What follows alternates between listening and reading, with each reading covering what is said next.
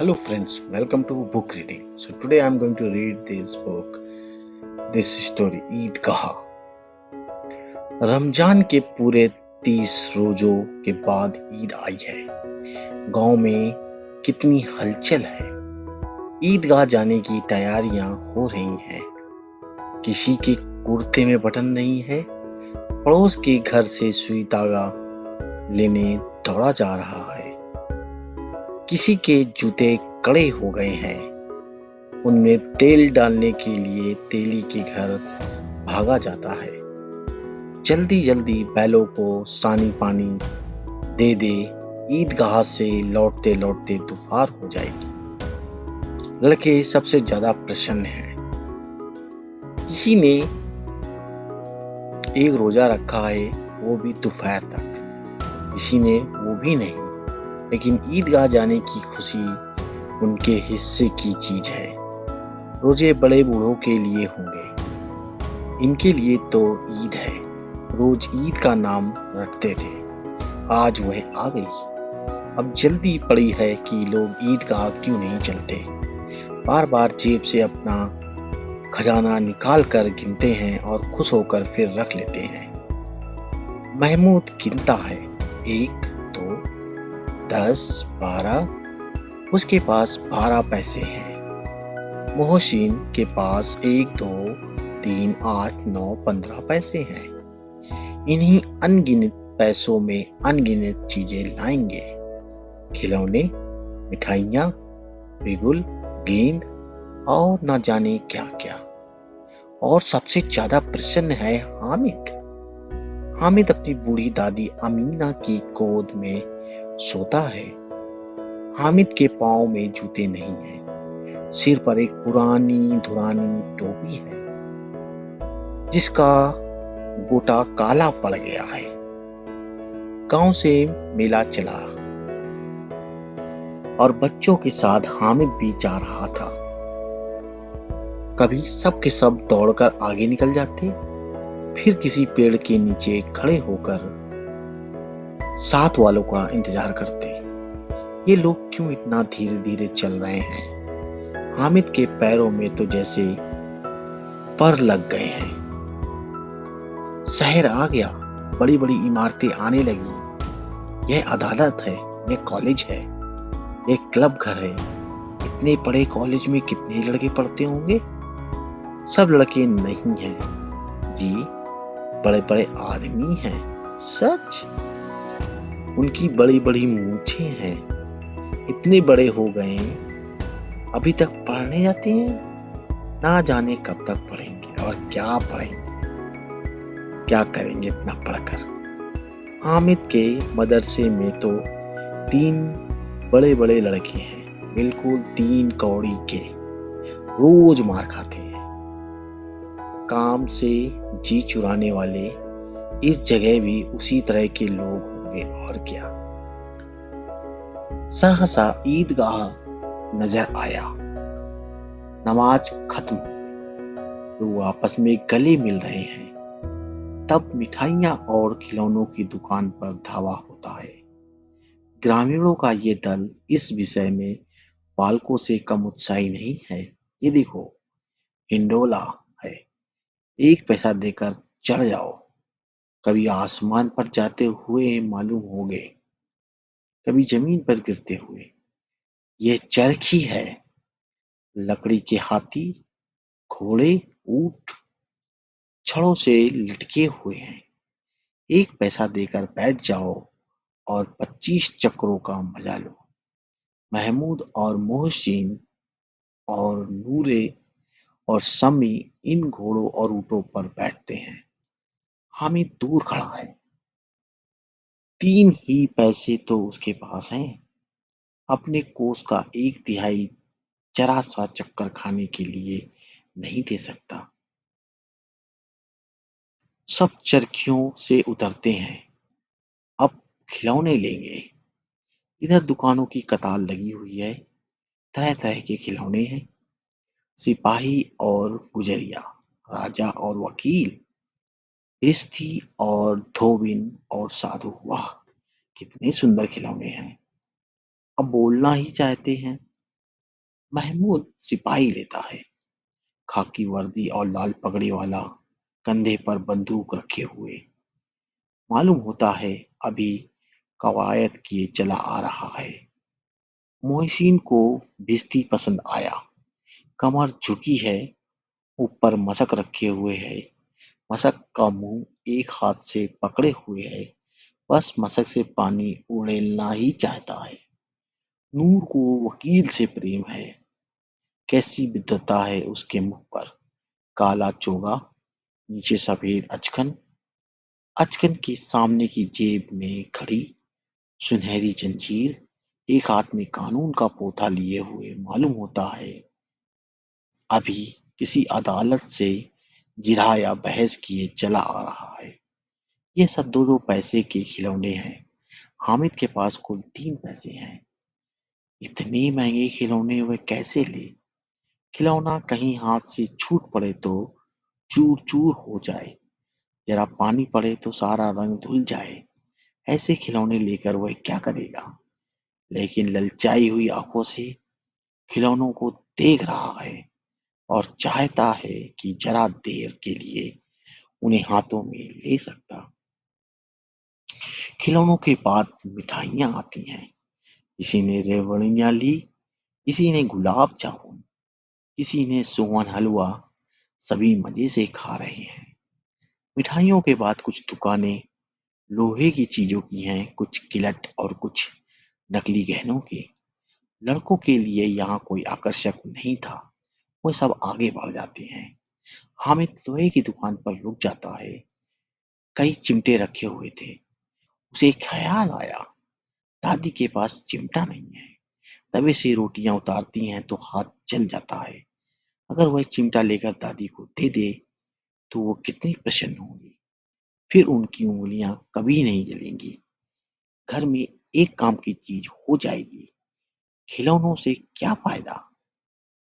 हामिद के साथी आगे बढ़ गए। सबील पर सब के सब शरबत पी रहे हैं। देखो सब कितने लालची हैं। इतनी मिठाइयां ली, मुझे किसी ने एक भी नहीं दी। उस पर कहते हैं मेरे साथ खेलो, मेरा ये काम करो। अब अगर किसी ने कोई काम करने को कहा तो पूछूंगा, खाए मिठाइयाँ। आप मुंह सड़ेगा, फोड़े फुंसियां निकलेंगी, आपकी जबान चटोरी हो जाएगी। सब के सब हंसेंगे कि हामिद ने चिमटा लिया है। हंसे मेरी बला से। उसने दुकानदार से पूछा, ये चिमटा कितने का है। दुकानदार ने उसकी ओर देखा और कोई आदमी साथ न देखकर कहा, ये तुम्हारे काम का नहीं है जी। बिकाऊ है कि नहीं। बिकाऊ क्यों नहीं है और यहाँ क्यों लाद लाए हैं। तो बताते क्यों नहीं कि पैसे का है। कितने का है। 6 पैसे लगेंगे। हामिद का दिल बैठ गया। ठीक ठीक बताओ। ठीक ठीक 5 पैसे ले लो। लेना हो लो, नहीं चलते बनो। हामिद ने कलेजा मजबूत करके कहा, 3 पैसे लोगे। ये कहता हुआ आगे बढ़ गया और दुकानदार की घुड़कियां ना सुने।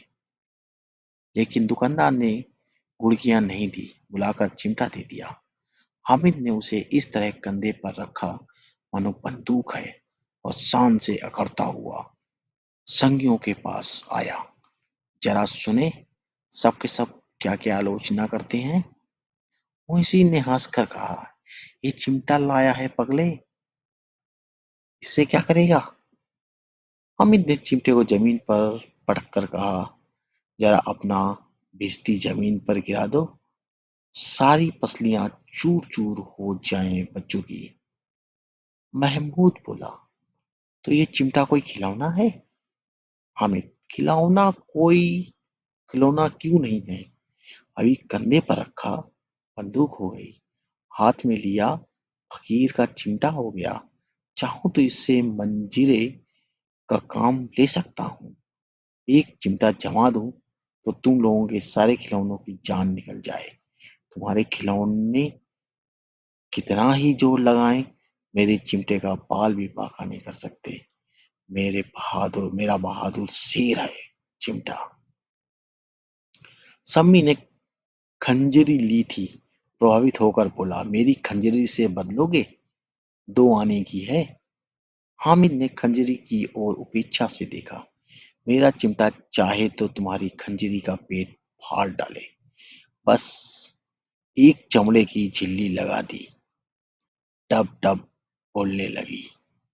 जरा सा पानी लग जाए तो खत्म हो जाए।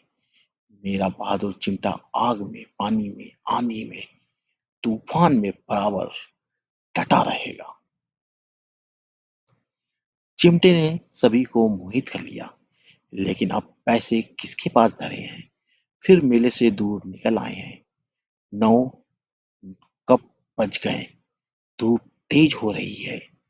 घर पहुंचने की जल्दी हो रही है। बाप से जिद भी करें तो चिमटा नहीं मिल सकता। हामिद है बड़ा चालाक, इसलिए बदमाश ने अपने पैसे बचा रखे थे। अब बालकों के 2 दल हो गए हैं।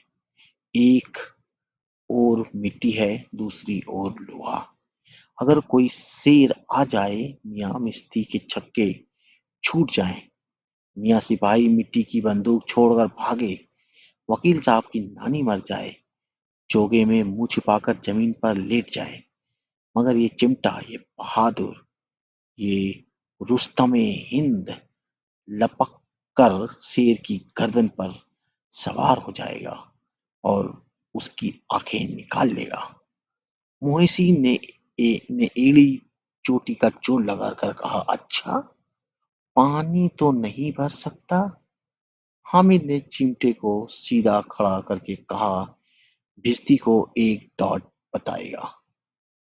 तो दौड़ा हुआ पानी लाकर द्वार पर छिड़कने लगेगा। मोहसिन परास्त हो गया, पर महमूद ने कुमकुम पहुंचाई, अगर बच्चू पकड़े गए जाए तो अदालत में बंधे बंधे फिरोगे, तब वकील साहब के ही पैर पड़ोगे। हामिद इस प्रबल तर्क का जवाब न दे सका। उसने पूछा, हमें पकड़ने कौन आएगा? नूरे ने अकड़कर कहा, यह सिपाही, बंदूक वाला। हामिद ने हामिद ने मुंह चढ़ाकर कहा, यह बेचारे हम बहादुर रुस्तमे हिंद को पकड़ेंगे? अच्छा लाओ, अभी जरा कुश्ती हो जाए, इसकी सूरत देखकर दूर से भागेंगे। पकड़ेंगे क्या बेचारे? मोहसिन को एक नई चोट सूझ गई। तुम्हारे चिमटे का मुंह रोज आग में जलेगा। उसने समझा था कि हामिद लाजवाब हो जाएगा, लेकिन ये बात ना हुई। हामिद ने तुरंत जवाब दिया, आग में बहादुर ही कूदते हैं जनाब। आग में कूदना वह काम है जो रुस्तमे हिंद ही कर सकता है। महमूद ने एक जोर लगाया, वकील साहब कुर्सी मेज पर बैठेंगे, तुम्हारा चिमटा तो बावर्ची खाने में जमीन पर पड़ा रहेगा।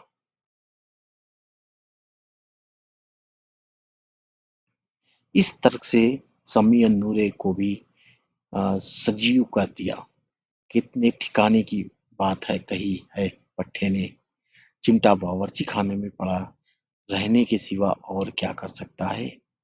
हामिद को कोई फड़कता हुआ जवाब ना सूझा, तो उसने धांधली शुरू की, मेरा चिमटा बावर्ची खाने में नहीं रहेगा।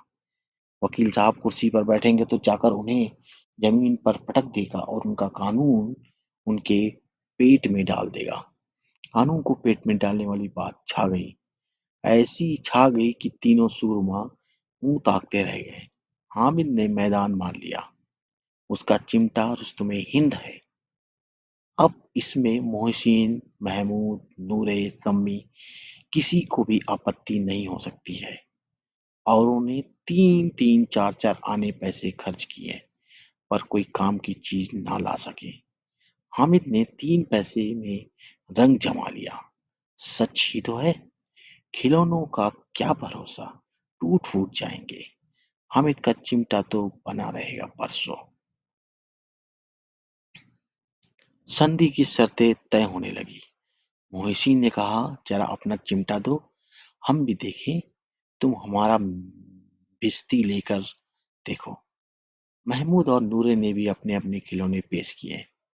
हामिद को इन शर्तों के मानने में कोई आपत्ति न थी। चिमटा बारी बारी से सबके हाथ में गया और उनके खिलौने बारी बारी हामिद के हाथ में आए। कितने खूबसूरत खिलौने हैं। हामिद ने हारने वालों के आंसू पोंछे। मैं तुम्हें चिढ़ा रहा था। सच ये चिमटा भला इन खिलौनों को की क्या बराबरी करेगा। मालूम होता है अब भूले तब बोले, अब बोले तब बोले। मोहसिन, लेकिन इन खिलौनों के लिए कोई हमें दुआ तो ना देगा। महमूद, दुआ को लिए फिरते हो, उल्टे मार ना पड़े। अम्मा जरूर कहेगी कि मेले में ये मिट्टी के खिलौने मिले। हामिद को स्वीकार करना पड़ा कि खिलौनों को देखकर किसी की माँ इतनी खुश ना होगी जितनी दादी चिमटे को देखकर होगी। फिर अब तो चिमटा रुस्तमे हिंद और है और सभी खिलौनों का बादशाह। रास्ते में महमूद को भूख लगी। उसके बाप ने केले खाने को दिए। महमूद ने केवल हामिद को साजी बनाया। उनके अन्य मित्र मुंह ताकते रह गए। यह उस चिमटे का प्रसाद था। 11 बजे सारे गांव में हलचल मच गई। मेले वाले आ गए। मोहसिन की छोटी बहन ने दौड़कर भिश्ती उसके हाथ से छीन लिया और मारे खुशी के जो उछली तो मियाँ भिश्ती नीचे आ रहे हैं और परलोक सिधारे। इस पर भाई बहन में मारपीट हुई। दोनों खूब रोए। उनकी अम्मा ये शोर सुनकर बिगड़ती और दोनों के ऊपर से दो दो चाटे और लगाए। मियाँ नूर के वकील का अंत इससे ज्यादा गौरवमय हुआ। वकील जमीन पर या ताक पर तो नहीं बैठ सकता। दीवार में 2 खूंटियां गाड़ी गईं। उन पर लकड़ी का एक पटरा रखा गया। पटरे पर कागज का कालीन बिछाया गया। वकील साहब राजा भोज की भांति सिंहासन पर विराजे। नूर ने उन्हें पंखा झलना शुरू किया। मालूम नहीं पंखे की हवा से पंखे की चोट से वकील साहब का चोला माटी में गीला माटी में मिल गया। फिर बड़े जोर शोर से मातम हुआ और वकील साहब की अस्थि घूरे पर डाल दी गई। अब रहा महमूद का सिपाही। उसे चटपट गांव का पहरा देने का चार्ज मिल गया। लेकिन पुलिस का सिपाही पालकी पर चलेगा। एक टोकरी आई। उसमें कुछ लाल रंग के फटे पुराने चिथड़े बिछाए गए। उसमें सिपाही साहब आराम से लेटे। नूर ने यह टोकरी उठाई और अपने द्वार का चक्कर लगाने लगे। उनके दोनों छोटे भाई सिपाही की तरह छूने वाले जागते रहो पुकारते रहे। महमूद को ठोकर लग जाती है। टोकरी उसके हाथ से छूटकर गिर पड़ती है और मियाँ सिपाही अपनी बंदूक लिए जमीन पर आ जाते हैं और उनकी एक टांग में विकार आ जाता है। महमूद को आज ज्ञात हुआ कि वह अच्छा डॉक्टर है। उसको ऐसा मरहम मिल गया जिससे वह टूटी टांग को आनन फानन में जोड़ सकता है। टांग जोड़ दी जाती है, लेकिन सिपाही को जो ही खड़ा किया जाता है टांग जवाब दे देती है। शल्य क्रिया असफल हुई। अब उसकी दूसरी टांग भी तोड़ दी जाती है। अब कम से कम एक जगह आराम से बैठ तो सकता है। अब मियाँ हामिद का हाल सुनिए। अमीना उसकी आवाज सुनते ही दौड़ी और उसे गोद में उठाकर प्यार करने लगी। सहसा उसके हाथ में चिमटा देखकर वो चौंकी। ये चिमटा कहाँ था?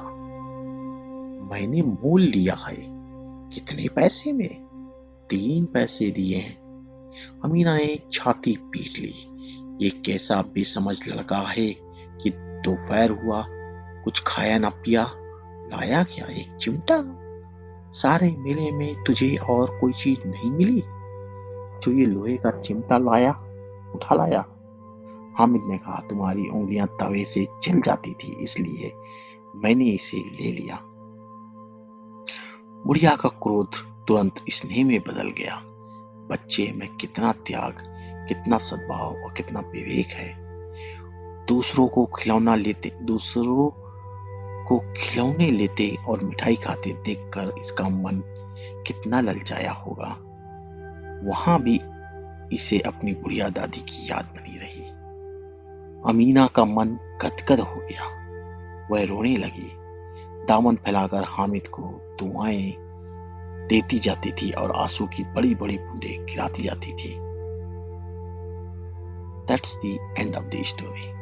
Hope you like this story. This is very interesting, very good story. The moral of story is you should respect your elders and buy the things for your elder if it is really required. That's the good thing. Thanks a lot.